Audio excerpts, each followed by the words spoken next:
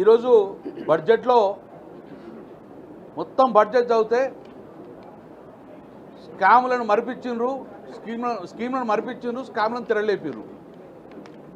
మొత్తం బడ్జెట్ చూస్తే ఈ తెలంగాణ రాష్ట్రంలో ఉన్న బీసీ జనాభా మొత్తం కూడా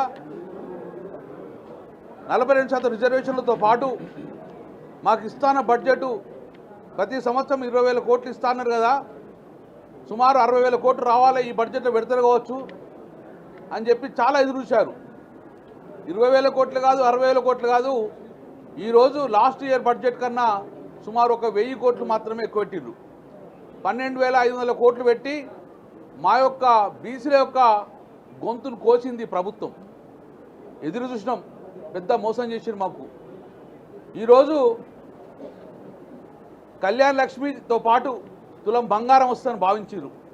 కానీ ప్రభుత్వ దృష్టిలో తులం బంగారం అంటే గోల్డ్ కాదు, తులం బంగారం అంటే సమ్మక్క సారకిచ్చే బెల్లాన్ని బంగారంగా భావించుకోమని చెప్పేసి ఈరోజు మా చెవులో పెద్ద పోవెట్టింది. వాళ్ళ తెలంగాణ ఉంటుంది సమ్మక్క సారక్క బెల్లాన్ని కూడా ప్రసాదాన్ని మేము బంగారం అంటాం. అంటే ప్రభుత్వం ఏంటంటే ఈ సమ్మక్క సారక్క బెల్లం మేము బంగారం భావించుకోరికి బంగారం పెట్టమని చెప్పేసి ఈరోజు బడ్జెట్